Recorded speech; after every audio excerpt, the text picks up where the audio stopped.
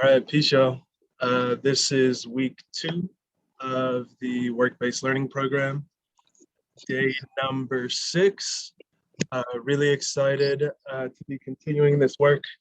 We're going to be talking about collective courage, part 2, and chapter 3 today, and also going to be going over a couple different, methods for self-awareness, like continuing that trend of the week, giving you all tools for and language to speak about, what's going on the inside of one's own self.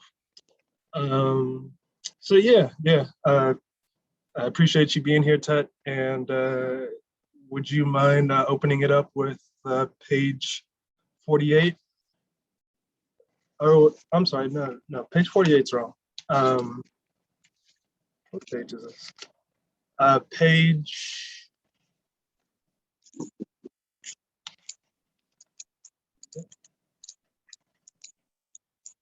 Oh, I see it.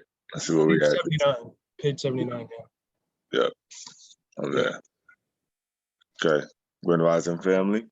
All right, let's get into it. Recitation. We're going to start at part 2, page 79.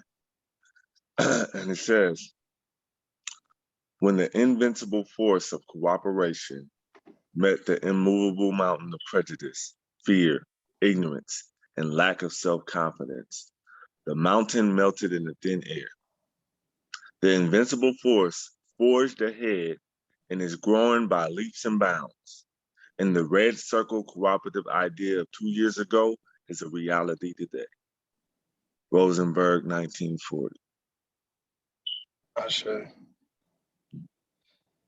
Would you mind reading that one by Ella Jo Baker too? Oh yeah, by the Queen Mother Ella Jo Baker, of course, with honor.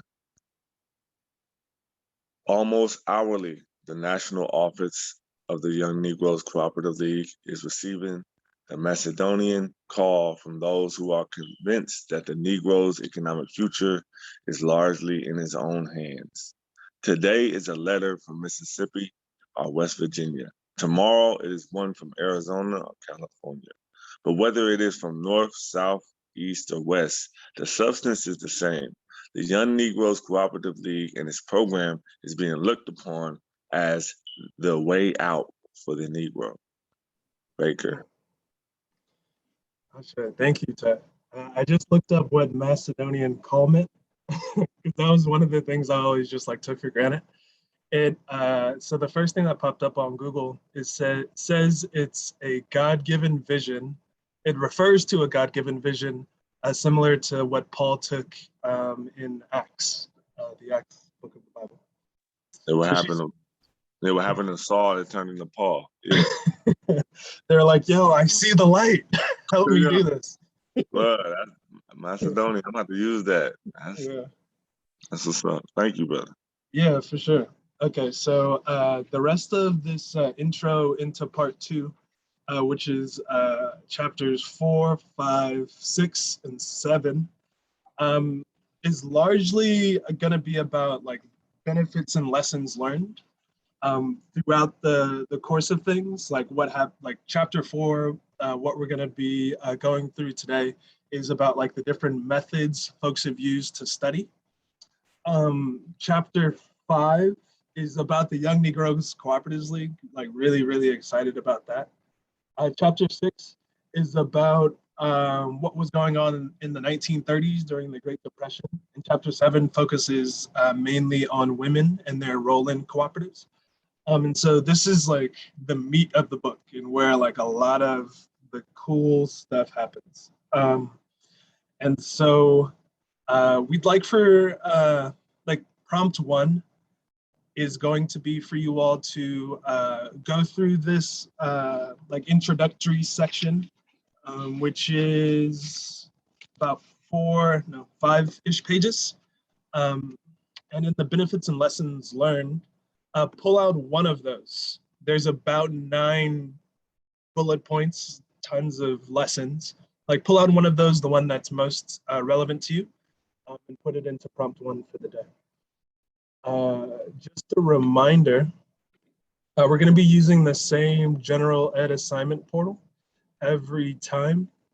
And so you're going to put your email, your name. You can either put the assignment number or the day the lecture was assigned.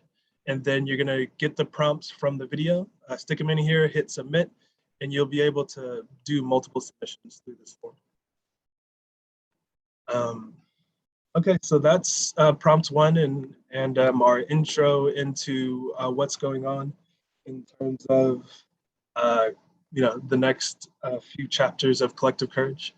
But right now I'm gonna, I guess, pivot for a moment before going into strategy, advocacy, and practice, because I want to talk about, I guess, well, a certain part of nonviolent communication, which is like being able to express yourself and let people know what point you're at.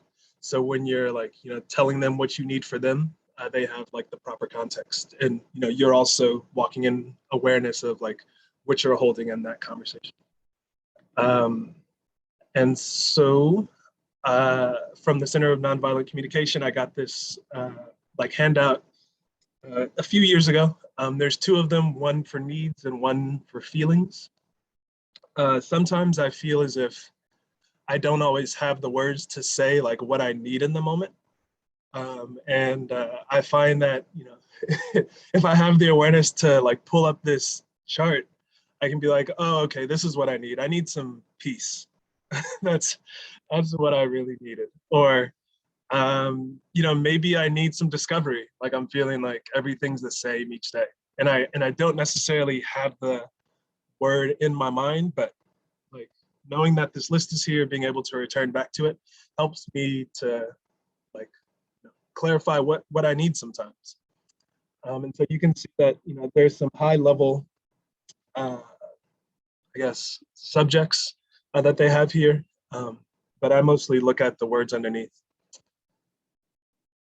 The next handout is a feelings inventory rather than a needs inventory. And this like plays the same function, because sometimes I don't necessarily know how to like name the feeling that I have, even though I feel them. But not being able to name that, it leaves another thing unsaid in the conversation, and sometimes that's a hurdle that it's hard for the conversation to generatively progress without acknowledgement. And so you can see that they also have high level subjects or headings here, which can be useful because you can see like, what the high level feeling they're talking about, and then like some of the other words you can use to express that needs or similar needs, whether it's like being affectionate, and that gets into being like warm or open-hearted or compassionate, maybe inspired, which can be like awed or amazed, exhilarated, blissful, radiant, thrilled. Like there's small subtleties to like each word. And I feel like, sometimes I'll just say, for instance, like, I feel kind of annoyed, like you see right here. But there's like a few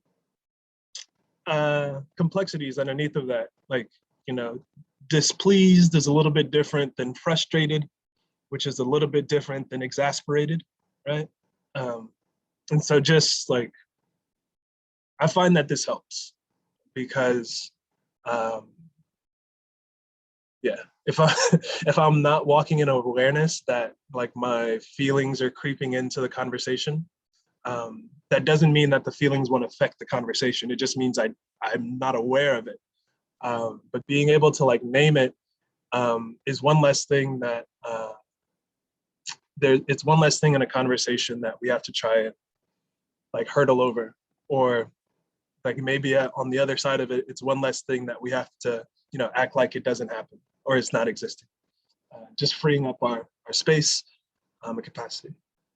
Tet, anything you want to add about these inventories? It's just very interesting, and it kind of ties to the first quote of the unstoppable force of cooperation. And just understanding that, with cooperation, with collaboration, with collectivizing oneself on a business sense, transferring that to my personal life, your personal relationship, your household, it's very sticky. It's very sticky. It's not as easy as just the idea kind of suggests. It's a lot of internal work, a lot of changing that needs to take place. So these exercises are meant to assist in that process, assist in the process of becoming collectivized and really committed to cooperation. And just, even though this is something that's added to the today's lesson, I really would like to invite folks to sit and understand that these tools will benefit in the transition from the individual mindset, the corporate, the C corp, the old way of thinking of how to do things, and it will assist you in this new type of mindset that we're studying in collective courage, that we're studying with Repair Nations with this program of how to collectivize oneself and be more cooperative, not only in business sense, but in as a person. So please, do not take this just with a grain of salt. I just would like to invite folks to spend some time applying tools like this and see, how far it takes you, and also reach out to Brother Greg or myself if you need some explanation or somebody to work these things out with, because it'll be very beneficial in the long run, not only to this program, but just to the cooperative mindset as well. Yeah, thank you, Ted. And just want to reiterate that we're always, open, welcome to questions. Like, first put them in the chat, but we'll definitely create spaces if you all want to unmute and ask anything. Now is one of those moments. If you want to put something in the chat or unmute and ask a question, I'll look to see if you all are starting to unmute at the talk. I'll end with maybe another example of how these things come into play.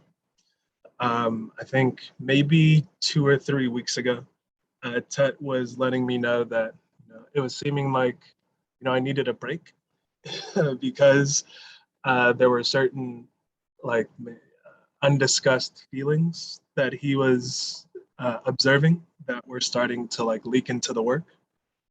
And so he had that conversation with me and asked how I was feeling, and if there were any needs that I needed, if there were any needs that he could help fill, or something that wasn't getting met, at the moment I didn't quite know what to say, but realized oh yeah, I think I do need some break or some time off, so that it just doesn't feel like meetings all week, all year. And yeah, I mean, that's one example of ensuring that the way that we feel or the needs that we have don't harm or affect the work, and also looking out for our colleagues and making sure that they're well. Okay, I don't see anybody muting, so we'll continue. Unmuting, I should say. Okay, so strategy, advocacy, and practice. This is one of the longer chapters within the book. So the technique we suggested for you all about reading the first and last sentence of each paragraph first before going through and reading more in depth will be really helpful here. So you can get a broad sense of what's going on before doing some in-depth reading in certain spots. Most of the participants are expected to do an additional 30 to 45 minutes of assignment completion work after these videos. We're asking the co-op dev folks to spend their 10 hours a week that other folks are using doing other stuff to go more in depth. So, I'm glad we got our check-in scheduled, co-op dev folks, and hopefully we got you on track, everyone else. Okay, so The leading quote in here, chapter 4, is very informative. And Jacob Reddix is saying, we believe that the most important single factor in our progress in Gary so far has been our educational program. We realized from the beginning that if a cooperative business was going to help our people in a large way, they must study its fundamental philosophies, ideals, and histories. And throughout this book, throughout this chapter, you're going to be finding like examples of how co-ops have done it. You'll see a little bit about Mondragon, like one of my favorite case studies, and how they really transformed a region in Spain. Have their own university and bank now. You'll read a lot about Dubois and his early work. Actually, our second prompt for this day, assignment 6, is to give us 2 newly discovered facts about Du Bois. As you're going through this chapter, you'll see that Dr. Nemhard spends a lot of time going through some of the early stuff about Du Bois, talking about how when he was the editor-in-chief of the Crisis at the NAACP, how he was trying to get out co-op ideals, but he was getting pushback. And so there's a lot of stuff in there that I'd like for you to at least be exposed to. Something that we always make sure to go through at least a little bit is this, what would I call this? A spreadsheet type thing, table that's on page 88.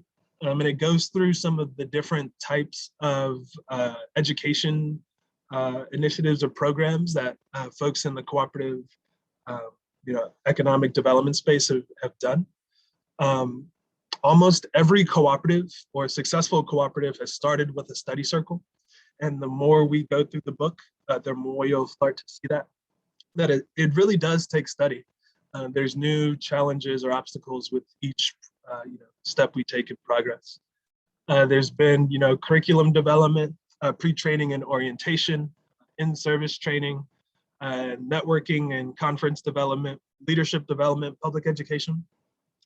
Honestly, Repaired Nations has, I guess, maybe not all the way intentionally, but in some ways tried to hit all of these points, especially after reading this book and understanding, the different ways our folks have traditionally, gotten this info.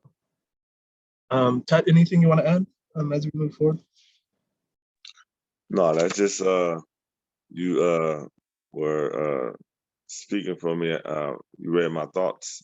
Just sitting here, looking at the table, starting with the study circles, looking back about 2-3 years into where the organization is now. And it's very critical that we, even if we didn't fully hit any of these points, that we had an understanding that we tried, that we tried it out. And like you said, whether, knowingly because we read it and we tried to double back, or unknowingly because we just followed the structure of service and presenting our best to the people. I felt like we've, accomplished a lot of the results to transition into the next step, the next tier, from study circles to the curriculum development, to the pre-training, all the way to leadership development. Because when you get into one of these sections, you understand what it takes in its totality to move forward as a cooperative. We need folks to understand what we're doing. It's not a job. If you're going to be a part of a cooperative, you must understand the ins and outs. You have to attend the board meetings. You have to, it's not a have to whereas you're not going to be, you're not going to reap the, you're not going to be compensated, but it's a must if you really want to be a part of a successful cooperative, that you are cooperatively engaging in the success of the cooperative. You understand the wordplay that I just spit. I wanted to say the second quote of the start of this chapter that is very very ingenious, and it's very simple, but it packs a lot. And it says, "It is our conviction that we must be trained before trying to lead people." Schroeder said that in 1932. And as you can see on page 88, it is a lot of training before you get to even public education and leading the community. A lot of training that takes place. So that's why a lot of cooperatives were able to transition from what could be perceived as losses to transition into other victories in other areas, because they kept going. They had an understanding and they were trained up. So I just wanted to highlight that point. Sure. Thank you, Ted. Okay, so as you're going through this chapter, you're first gonna be seeing how different like cooperative groups have formed through study circles, including the Young Negroes Cooperatives League, and what was going on in Gary, Indiana. More about curriculum and how, like, even like way early on, we were having educational institutions, journals, magazines, like pushing this information out. Pre-training and orientation. I think that's kind of explanatory, as well as in service. You'll be reading about networking and conferences. There's like a whole subsection about Du Bois and what he was doing in the early 1900s in terms of conferences and papers. And also trying to establish the Negro Cooperatives Guilds, which didn't all the way work. It did inspire some folks though. And so there's a lot of info in here. Like I tend to geek out in this section. So please read, like, at least the first and last sentences of each paragraph as you're moving through. And in the Consumer Cooperative Training Company, that is pretty much the last section of this chapter. And that's where prompt 3 is going to be. So prompt 3 is, how did the Consumer Trading Company start, and what was in their 5-year plan? So yeah, that's prompt 3. That'll take you to the end of the chapter. We'll be getting into the Young Negroes Cooperatives League next week in chapter 5.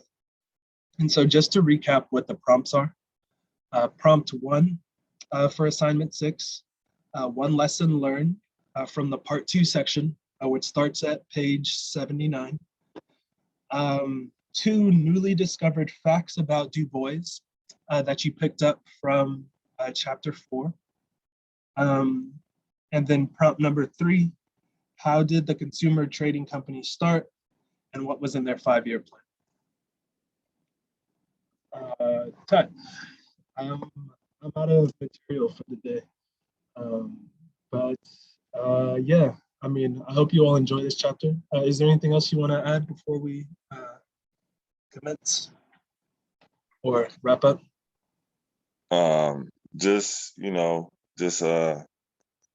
Some alleviation to, folks who might be behind on projects. Just, focus on the day while it's fresh. This is the suggestion. Just focus on the day while it's fresh, and then work your way back. We're understanding that, there's going to take time to, get acclimated to the schedule and, going through the process. So we're giving some grace period. Okay. So we don't want you to stress about, not being compensated on time. Don't worry about that.